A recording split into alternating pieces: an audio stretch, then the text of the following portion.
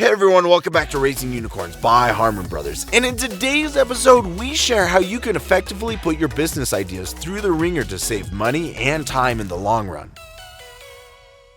Unicorns are real. In the past 8 years, Harmon Brothers has helped raise 5 unicorns. Yes, that's 5 companies with $1 billion valuation, with at least 6 more companies right on the cusp of becoming unicorns.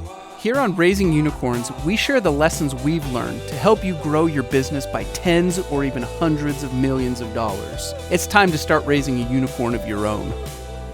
All right, I'm super excited to talk about the topic today, which is how to test your ideas or your business or your offers, anything you need to test on a shoestring. How can you run simple, cost-effective tests that set you up for success so you don't have to waste time and money down the road? I'm super excited to have Scott Brown here with me. Scott's a longtime friend with some real street cred when it comes to creating products, taking them into retail, e-commerce. He's got product testing and manufacturing and gotten products into big stores and just all sorts of experience. So I'm super happy to have him here. Interesting note, he has a viral video with over 65 million. I think those are all organic views. Yes. That's called Tour the States. Tour the States and Tour the World. If you combine those, it's probably No, way I more think than... 65 combined. 46 Tour the States, and then we've got another 20 or so million.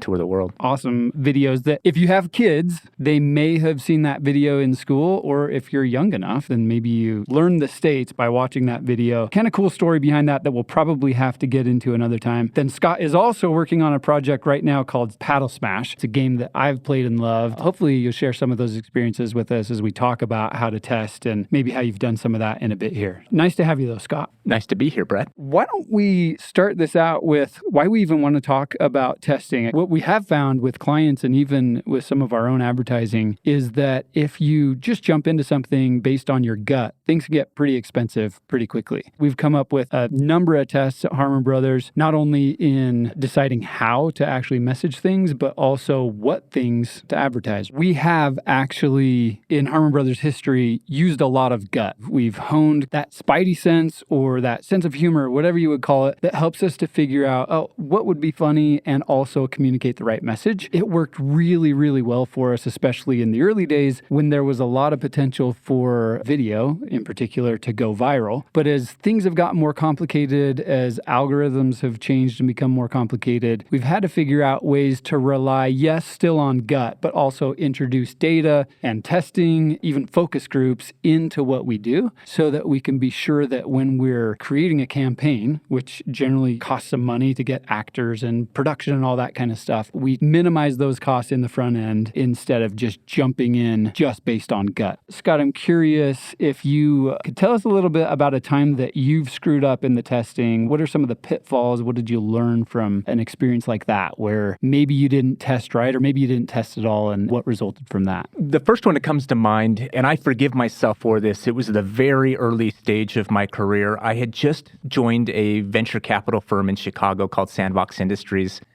They had hired me and a group of entrepreneurs to come in. They gave us office space, and they were basically like, we know you don't have ideas yet, but we want to facilitate you coming up with good ideas. So you come in here, you pitch us concepts. It's sort of like a Shark Tank-esque atmosphere. We'll evaluate your idea, and if we like it, we will give you a little bit of capital to try it out. Like an incubator. Actually sounds like a ton of fun. Traditionally, they bring in entrepreneurs who already have a concept. Right. This was probably stage before incubator, although we did call ourselves an incubator, but it's not a traditional incubator. It was just come in, we think you're scrappy, we think you have an entrepreneurial spirit, come in, we'll see. They would pay you to come up with ideas. They'd pay you to come up with ideas. Okay, cool. One kind of clever thing they did was it would have you write your ideas on a cutout of a goldfish. So we had like hundreds of these goldfish cutouts. You'd take a magic marker and write your idea on that goldfish. And the idea behind the goldfish was they wanted you to treat any idea you came up with like a pet goldfish.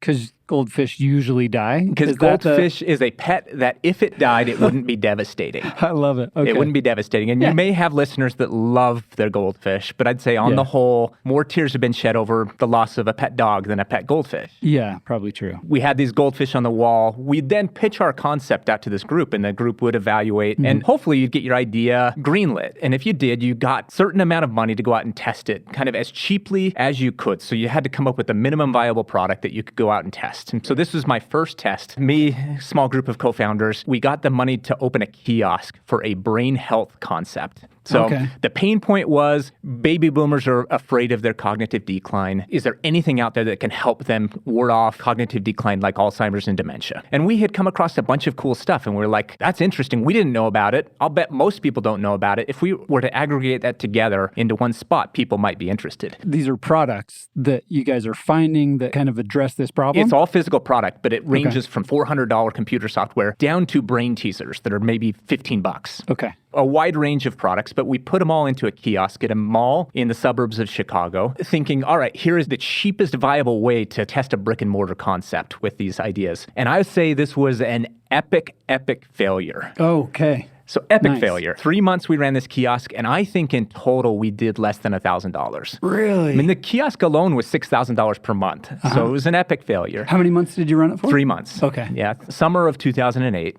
I worked that kiosk, so did the other co-founders. We took turns, miserable experience. And, at the end, we were really disappointed, bummed out, because we still felt like we had an interesting idea. So what happened? Well, one was location does matter. And I don't mean location like where in the mall is your kiosk. I mean that we're trying to sell $400 brain health software right next to hair straighteners and hand lotions. Okay, yeah. And no one wants to stop at a kiosk in a mall and talk about something serious like brain health. Or stop at a kiosk in a mall at all, if you're me and just don't want to talk to people. $400 software, no one's interested in stopping. And literally, I don't think we sold one piece of software the entire 3 months. Makes sense. So we finished that test thinking this is a goldfish dead in the water. Thankfully, we had, number one, a mentor at this incubator that still believed in the concept. And number two, we were given an opportunity in a downtown mall. This downtown mall, this is fall of 2008. Recession is just starting. Yeah. These malls have vacancies. Well, this mall had seen our kiosk. One of the few that actually noticed us as a kiosk. Their recruiter, the one that fills the spaces, saw us, thought it was interesting, and offered us a location for, call it a 10th of the normal rent because they were desperate to fill that void for the holidays. Okay. And it allowed us to open our store, test it out in a location that made sense for that concept, and it turned out to be viable. Over the next 10 years, we opened 40 locations across the U.S., and it became a real viable retail concept. We almost killed it based off of that initial test. All of it is you've got to figure out the right environment to test your concept so that you're reaching the right customer, number one, and number two, putting them in a spot where they're going to be open to whatever you're selling. Awesome. You didn't just create kiosks. The business was actual brick and mortar retail locations. Inside malls, the kiosk gave you the confidence that it could work in an actual stationary location. What was that process like, figuring out how to take that risk? The kiosk was, is this a viable idea? What we learned was maybe, but not in this environment, not in this form. And so then the next test was, well, let's try it in a kind of more traditional brick and mortar form. 4 walls, come in, shop off a shelf location. Oh, okay. And it allowed people to come in, interact, and not have their guard up the way they did with a kiosk. Right. You ask someone to come over to a kiosk. It got to a spot with this kiosk where I was offering people free product just to come over and talk to me because I was so desperate for just any feedback. Right, okay. We needed feedback more than anything. We weren't even trying to make money on that kiosk. We just needed feedback. Yeah. We couldn't even get it there. So when we had a physical location where people could come in and they could semi-privately have an interaction about their own brain health, it allowed us to have that interaction and get the data that we were looking for. The first one was the kiosk, didn't work. The second one was an actual store, and you learned from that, hey, like the kiosk isn't going to work, but a store just might. And that's it. And it was always testing and learning. So we opened this store. It was on a high street in Chicago, just off the Magnificent Mile. So you could access it without going into an actual mall. So then our next question was, well, does it work in an actual mall? There are far more malls than high streets in the U.S. So we thought, all right, let's test for our next 3 stores, a suburb location on a busy street, a mall location, and another high street. And we tested and learned from that. We found out that the mall location was what worked best. And then that's really where we took it and ran with it. So it was kind of testing and learning all along the way, trying to figure out the right location type for our store. You originally started in retail, brick and mortar. You made your way into e-commerce. What was that experience like? Was there testing that went on in that, or was it just you realized at that time that, hey, in order to make it, we need to also be selling these products online? I think we knew out of the gate that we would need a website. We opened our website same day we opened our physical four-wall store. Okay. So they both launched at the same time. Far more attention and focus was given to the physical store. It just, by nature of that concept, requires more time and energy. You've got employees, you've got inventory, all of that. We all believed in an e-commerce opportunity, and so we were pushing that as well. But here was the conundrum, is that the magic of our stores was that we did live demonstration of every product we sold. Okay. So you'd walk into our store and we would say, would you like to see how to play this game Otrio? We would have it out and open for people to try before they bought. And we did that with everything we sold. A traditional store that size, call it 1,000 square feet, would carry something like 1,000 products, 1,000 SKUs. Our store carried 150. And we never varied from that. We always stayed at that number, 150 products, and we would phase in and out about half of that inventory every year. So we would test every one of these in our store, and it gave it kind of the optimal proving ground in our store. It was like these vendors were desperate to be in our stores because it was the optimal opportunity to find out if someone would like their product. If it didn't work at Marbles, it likely wouldn't work. And so we would do these live demonstrations. The conundrum then was, how do you do that online? That's what I wanted to ask you. Did you ever figure out how to do it online? I mean, in 2008, you wouldn't have been able to have augmented reality, 360-degree video, some of that kind of stuff that we're just experimenting with now. Were you able to figure it out, or was there something that you found that worked okay? I think there was something we figured out that worked okay, and probably not quite as well, but well enough. And that was, we filmed a product training video for every single product we sold. So even now, you can go onto the Marbles YouTube channel. Marbles is no longer a concept out there. It was acquired by another company, but there's still videos used by these companies that we created. We filmed us talking about that product as if you were in our store interacting with one of our brain coaches. We'd put that with every single product listing. And so it was kind of front and foremost. Even before the photo in most cases, you'd see that video and you'd have, call it a 40-second intro to that product, us talking about it like you were in front of us. Yeah, that's awesome. And I love the idea of with e-commerce leading with video as opposed to a static image. They say an image is worth 1,000 words or whatever. In gaming and those types of things that you are working in, the video is so much more powerful because you see the reactions of the people, you start to see how the game works and some of that kind of stuff. Using video before even going into images just seems like it can get you so far with people who are considering that product. The nice thing about games is there's this inherent viral coefficient to games. I don't even know what most of those words mean, but what I mean by it, they're visually interesting to look at and to watch. Right. So number one, games are just generally appealing to watch someone play. But number two, when you play games, you're almost always playing with a group. Right. If you have an enjoyable experience, that tends to spread the word. Games, it makes a lot of sense to lead with video because what you're looking for when you're trying to evaluate whether you buy a game is this going to be fun for me and my family, me and my friends? Right. And if you see a group of people genuinely having fun, you believe that that could be you. Yeah, you want that thing, right? You want to have that same experience. So cool. With the testing, even though the way you did it is probably the cheapest way you could have tested it, it still seems like a really expensive way to test a concept. Really expensive. I don't know what I would have done differently. There's no way I could have afforded it myself. Right. Going forward, as I start other businesses, that's not what I'm looking to do. And really, I avoid ideas that would require that level of capital to even find out if I have a viable product. You look at something, you say, that's probably too complicated to test. And so let's go find something that's also an exciting idea that we can test for cheaper. Specifically to the toy industry, there's kind of two paths you can take when you have an idea. You can either license your idea or you can self-publish your idea. And really, when someone comes to me and asks me my advice on what path they should take, almost always my decision is just based on how much money will it cost for you to get a viable product. Interesting. Yeah. If it's going to be a lot of money, I almost always recommend that you license that idea off to a company that has lots of capital and lots of ability to withstand the ups and downs of getting a product to market. It is very expensive to launch most products. The times when I would say it's okay to self-publish is if you're able to get it to market in an inexpensive way. So an example might be if you have an idea for a card game. Well, card games, number one, you can publish domestically. And number two, you could print off 100 copies. Right. And those 100 copies will look like finished product. They don't look cheap. They don't look basic. They look good. Call it $500. Find out if you have a viable idea. That's interesting about figuring out how to, in your case, self-publish or to just go the royalty model. And so if it's more expensive, takes more capital than you have, then it probably makes more sense to do the royalty model, right? Almost always. One more question on the idea of the online marbles brain store. As you're getting products up on that website, obviously in retail, you have certain products that you can feature, and the same actually goes for a website. Obviously, you can search and find any product that you guys sell, but as far as figuring out what products to feature on the homepage or a category page or whatever it is, do you guys do testing around that? Did you find a way, maybe you used in-store to try and drive sales online? Was there any interesting takeaways from how you figured out how to feature certain products on that?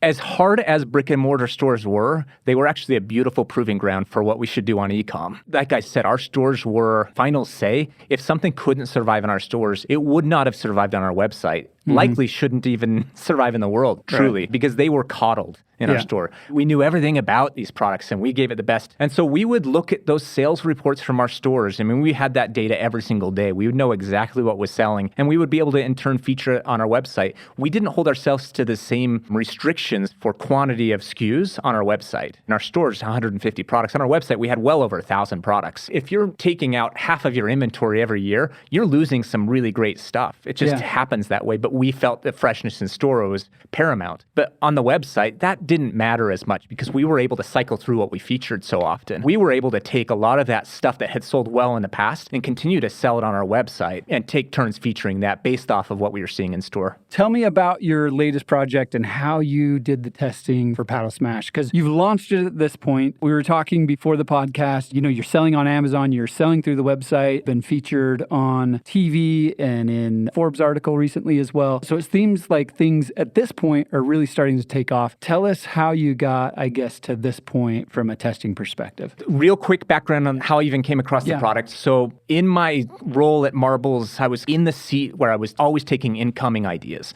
whether it was from already created product or it was from inventors pitching me a product. And I developed a fairly decent radar for finding good product, deciding quickly whether I thought it was viable, and just hearing pitches. So I was just constantly being pitched concepts. 2 good things came out of that. I think I got a good antenna for it. 2, people come to me with their ideas, and they still do that, even though I'm not involved at all with Marbles anymore. I probably get approached with concepts a few times a week. Invariably, when I tell someone what I do for a living, I say I'm in toys and games, they always know someone or they themselves have created a game that they want me to consider. Interesting. Okay. I was playing pickleball with someone. He found out what I did for a living, and he said, "Oh, interesting. I've got a brother-in-law that's created a pickleball-like game." He doesn't know what to do with it. We play it at family parties all the time, but he's an engineer. He doesn't know how to market, doesn't know what to do with this thing. Would you be willing to at least chat with him? And I always take these calls. Yeah. Honestly, most of these lead to nothing. I'd say 98% of them. They're goldfish. They're goldfish. They flush it down the toilet. Yep. Every once in a while, I find a gem. And I chatted with Joe, the inventor, by phone first. He presented the idea over the phone, and I was like, okay, well, this is interesting. Joe, have you played it with anyone else? And Joe was like, no, just kind of played it with friends and family. I'm like, okay, well, warning flag for me. Right. Anytime someone says to me that they've only played it with friends and family, it's like a big warning flag. Yeah. I'm like, well, why haven't you played it with anyone else? Well, just the opportunity hasn't come up. I'm like, okay, Joel, this is what we need to do. It's like, we've got to figure out if this thing is real. So I'm going to come up and I'm going to try it first. So I went up to his house. He lives just north of Ogden in Pleasant View, Utah. Played it with him in his backyard and actually had a genuinely great experience kind of right out of the gate. I was like, all right, cool. Something interesting here. Quick idea, it's pickleball meets spike ball. Spike ball where you've got this central base, but this you're using paddles. There's a net system and you're kind of bouncing it with your teammate, bump set, smashing it into the base. And I'm like, all right, there's something interesting here. Well, I have a business partner. He and I were both on the hunt for what this next thing was. Interestingly, kind of if I were to go back 2 weeks, he and I were circling around a very similar concept. We actually sketched out almost identical to what Joe had created, we had sketched out. Interesting. So and it happens so much in this world of invention. It's just kind of things get into the ether. And so I called up my business partner, Tim, and I was like, Tim, listen, I think I maybe found something for us. Yeah. Tim's like, I trust you, Scott. You've got a good antenna for this, but I'm not putting my money on the line or my kind of next year of my career on the line. Right. I'm flying out to Utah. So he flew out to Utah. Okay. So he did put some money on the line. Well, enough he trusted you enough. Yeah, trusted me enough, but he's like, we're not going forward with this until I've seen it myself. Yeah. So he came out, we in my backyard tested it ourselves. So there was a little bit of just family test with Joe, personal test with us. Yeah. But both of us knew enough. And at this point, I was like, I can't break my own rule here. We've got to go out and see what happens when we put it in front of people that don't know and love us. Right. We took it down to the local pickleball courts. These are people that I kind of loosely know, but they don't know what I do for a living. They don't know this is my thing. Yeah, so and they know you're not very good at pickleball. They know I'm not very good at pickleball. They know I don't have very good ideas. I'm just kidding. Generally. You could beat me any day. So we set up the game, and it was like bees to honey, flies to honey, whatever the idiom is. People stopped mid-game. They were like coming up to the fence. They were coming over, asking if they could play. So very intrigued just visually. And outdoor games tend to do that. Like they tend to attract people. But the question was it fun? And so rather than say, this is a concept that we both really like, and we're thinking about going forward with, what do you guys think? I think that's a broken question. It's a leading question, and it will lead to tainted feedback. Right. We said, this is a game that we're playing for really our first time. An inventor asked us to consider it. We have no idea if this is good or not.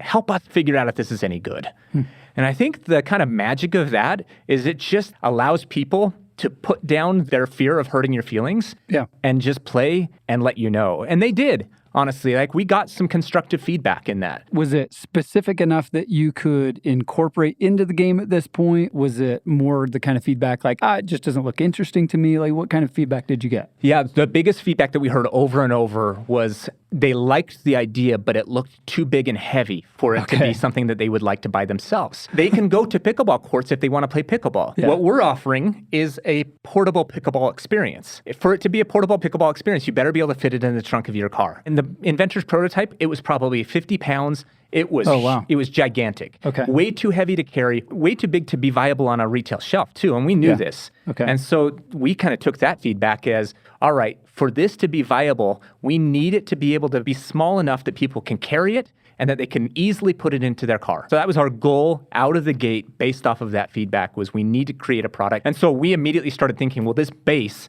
needs to be able to fold in half and store all the components inside. And that was really based off of that initial round of feedback there at the pickleball. Cool. Okay, so it did influence the product in a big way then. That's cool. On a positive side, we had one guy, number one, wanted to buy the prototype from us, wanted to invest in the company. At this point, we hadn't decided if we were going forward with it. And then he excused himself. The whole time we were playing, he had this big grin on his face.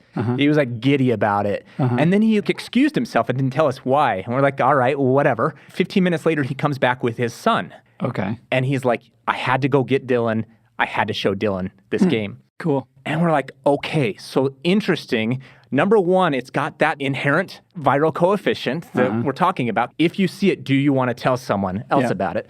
Number one. And number two, this sort of father, son, parent, child relationship, I think is interesting. Going back to the inventor story, the inventor, the impetus for this was that he has 7 kids, 6 of them sons, 4 of them teenagers, and they loved spike ball, but Joe could not play spike ball with them anymore. It was too hard. He's a structural engineer. He's like, I've got to create something that I can play with them. Interesting. And so he was trying to solve that pain point for himself, which was, how can I, dad, kind of in my late 40s, no longer able to keep up physically with my sons playing spike ball, can I create a game where I can now play with them? It's kind of the magic of pickleball, is that it's leveled the playing field in many ways and made it so it's accessible across a broad range of ages. So we were like, all right, that's kind of magical. He went to get his son, and now we all played with a teenage son, older dad, and they were able to play together.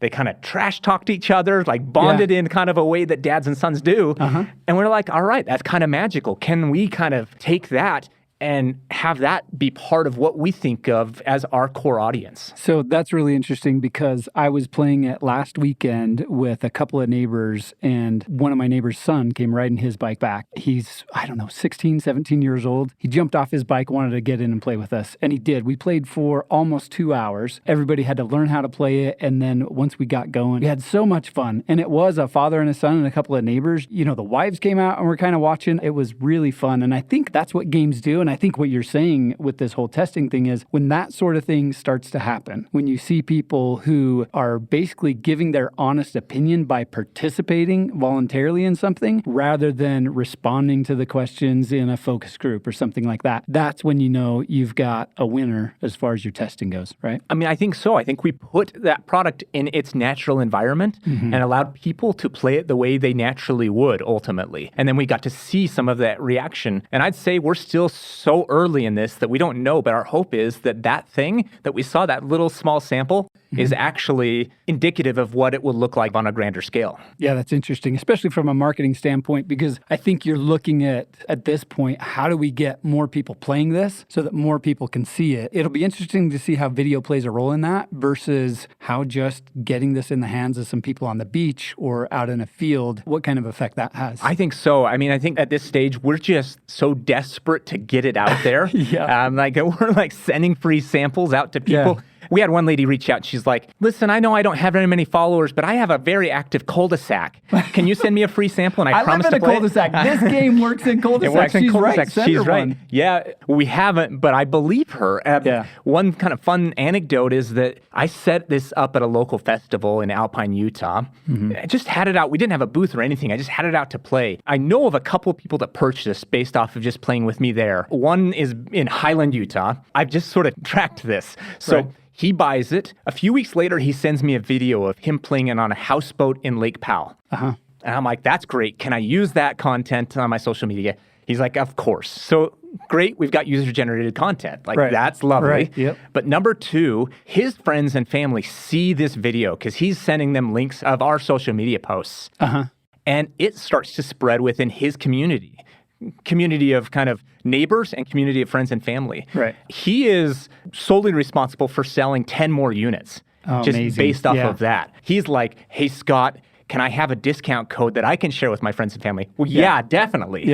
For sure. Yep. This is where we're trying to create a kind of network of affiliates, a network of ambassadors for us. We're more than happy to give you promo codes or allow you to kind of get a commission off of this because we know this is what gets something rolling. We've got two great pioneers ahead of us with Spikeball and with a game called CrossNet. That is really what they did. They got it out there enough that a critical mass of people saw it, and it then reached this sort of tipping point where these people in these pockets start to tell their 5 friends, those 5 friends spread to their 5 friends, and it just starts to spread. The idea of the viral coefficient, it'll be interesting to check back with you and see how that kind of affiliate network or whatever is going, how that helps grow the business, I guess. When you're down the road a little bit, we'll have to check back in and see how that's going. That'll be really interesting. So you told me that part of the story, which I think is awesome. I talked to you on the phone a few days ago about people that I was playing with.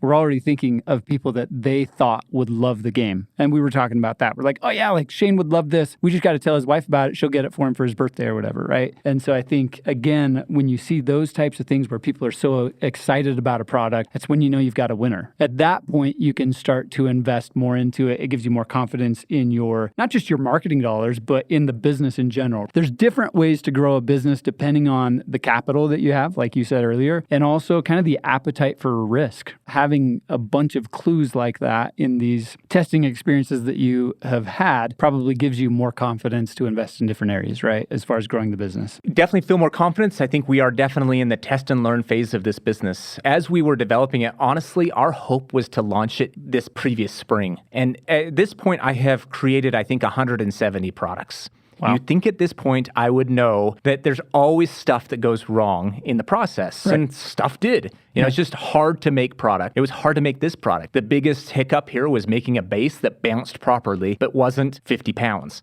And so that just took a ton of time, ended up going well past spring, well past summer, and we launched September 1st. And so we've kind of said, all right, well, now it's test and learn because, you know, fall's not the best time to sell an outdoor game. You have gifting season come up, but as far as the area we're in Utah, there's not going to be a lot of people outdoors playing this type of game in another month. And so part of it will be difficult, but it does give you this time during the winter to continue to test, to refine messaging, to create videos. I know you guys are building up social media content and stuff like that. So that'll be a good That's good it. time This is just like, this is when we fill up the storage houses for content. And the other thing is that it gives us a chance to build awareness so that when we do go ultimately to brick and mortar, we have at least some built-in demand around the product. Because it is a scary thing. Historically, if you created a product, you'd go to a mass market retail store, you generally didn't have any sales history, and you'd put it on the shelf and just pray. I mean, you might have some marketing dollar to spend, especially the big companies, but if you were small, you would pray. We're trying to upset that balance a little bit, kind of trying to build awareness first before going to brick brick and mortar retail. What are some tips of ways that people can test it? So in your example, you have a product, it's very demonstrable. See other people playing it, they get interested in it. Think about maybe a more common e-commerce product. Maybe it's skincare products. Maybe it's a squatty potty stool. You're not going to get a group of people in the bathroom watching someone use a squatty potty and say, hey, like I need one of those. Through this process of learning to test this particular game and the many others that you've tested in the past, do you have other tips about ways that people can be testing out these ideas in ways that aren't expensive, that don't take a ton of time, and that will allow them to save time and money in figuring out, number one, is the product worth it? Number two, what's my messaging? Is the product market fit right? Some of that kind of stuff. Do you have any ideas around that?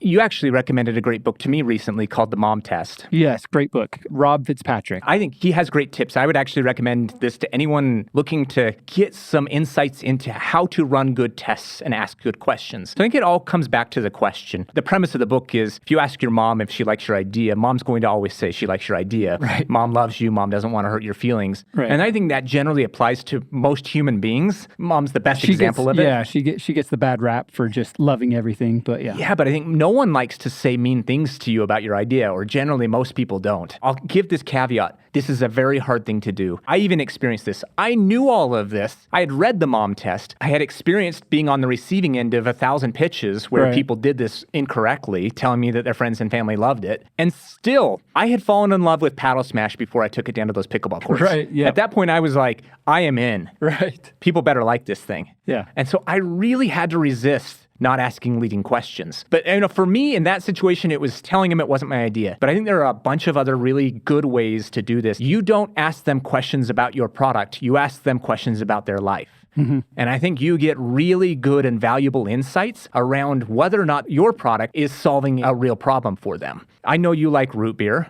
Oh, man, I love root beer. Yeah. If I had a root beer brand, I wouldn't come to you and be like, Brett, I have come up with a new flavor. I've been working for a year on this flavor of root beer. It knocks most people's socks off when they taste this. What's the question that you're going to ask me? First question, I'm saying here's a potential bad question, right? Is okay, yeah. All this background, I've worked really long and hard on this. Most people really like it. What do you think? And I'm going to say, I think it tastes great. Yeah, this is good root beer. Yeah, you don't want to hurt my feelings. No, we're friends. We're friends. It's not worth destroying that over a drink of root beer. Sip of root beer. What's a better way to go about this? Maybe not even bringing the product up, not even bringing the product to the table, and just asking Brett questions. So Brett, what is it you love about root beer? Now, that's a harder question where I actually have to think about it instead of just giving you a validating answer, right? One of the things I love about root beer is the fizz. Okay, so you can get that in a lot of different sodas. And then it comes down to the flavor. I don't want my root beer to taste like one of those root beer barrel candies. It needs to be a little bit maybe more. I mean, we're talking about root beer. I don't want to talk about aroma and complexity and some of that kind of stuff. Mouthfeel. Right, mouthfeel, right, exactly. But mouthfeel, I think when it comes to root beer is just the fizz for me. There's definitely things that I look for in root beer, and that's what you would be trying to get at without even letting me know that you have an idea or a new flavor of root beer or whatever. This is just me being, it should just be me being curious about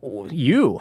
Right. Yeah, be a listener. This is me pretending to do an interview of you around things you like and especially getting curious about why you like root beer. So this is like, what food do you like to eat with root beer? Do you like to drink it in certain environments? Yeah. This is just like me surveying you. Yeah. So I had a chance here to kind of try this out with you, which is I knew you had played Paddle Smash. So you told me that you guys had a really good time. And so I was like, all right, here's a really good chance for me to survey Brett. So I first texted you a bunch of questions and then said, probably easier over the phone. Right. And I tried really hard to implement Mom Test questions, where I was like, tell me what it was like to learn how to play the game. What was that experience like? What were hard parts about learning how to play the game? This is born out of a genuine desire. We know the biggest limiting factor, one of the biggest limiting factors to the success of our product will be whether people can figure out how to play quickly and easily. Right. Because there's so much competition for people's attention. Yep. And so we're like, all right, we've got to set this up for success. And so we're creating videos and we're sending that video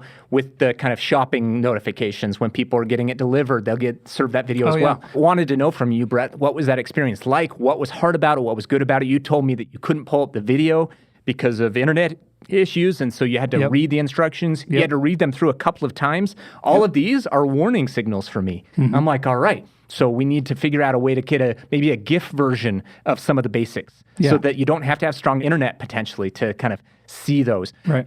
we need to clarify those instructions and hit on the most important points. You told me that serving was a really tricky concept to get out of the gate. So I'm like, all right, we've got to right up front hit that up. So these are questions that led me to understand better what are struggle points for people. Man, light bulbs going off because you were doing the mom test on me and I didn't even realize You didn't know it? I didn't know it. Yeah, I really didn't. I mean, I knew I was giving you feedback and I knew you had the product, but I think the way that you asked the questions wasn't, you asked them in a way where I just wanted to talk about the experience that I had playing Paddle Smash. Super thankful to be able to have this conversation with you, talk about the awesome things that you're doing and learn from the way that you've tested things over and over in the past. So I really appreciate you coming on. I want to hit some of the key takeaways that we talked about today, maybe the ways that our listeners can incorporate some of that. So the first one I would say is that gathering that feedback or doing that testing really requires creativity. So it's not just asking somebody if they like your idea or if they'd buy your product, but you actually set up a kiosk in a mall. That was kind of the first test back with Marbles the Brain Store. Then you had frankly, maybe a lucky or just you were in the right place at the right time to do another test in an actual retail location. And that helped you to figure out that, hey, like this thing actually has legs. Even though the first test may have quote unquote failed, you actually learned from it and were able to incorporate those learnings that built a successful business that was acquired. And so I think one of the important things that we always tell people is when you're testing, if it's a true test, there's no such thing as failure because you're going to be learning things that will help you to succeed in the future. And I think you illustrated that really nicely. You mentioned asking good questions. What about that one? I think good testing requires good questions. It's almost as simple as that. You just have to show genuine interest. You're having a conversation with someone. Treat them like a peer that you're having a conversation with, not like someone you're trying to sell something to. And then feedback can come from anywhere. You got feedback from, well, yourself first, then your partner flew in to test out the product. I guess initially the feedback that you didn't take his word for it, but was the inventor of Paddle Smash. I think the point here is, and it goes off what you just said, which is asking good questions, but you better not just ask your mom. And you ended up getting feedback not only from people involved in the project, obviously, but you took it out into the real world, got feedback that you actually incorporated into the product, as well as helped you figure out that, hey, this thing actually has legs. We should invest our time and our money and,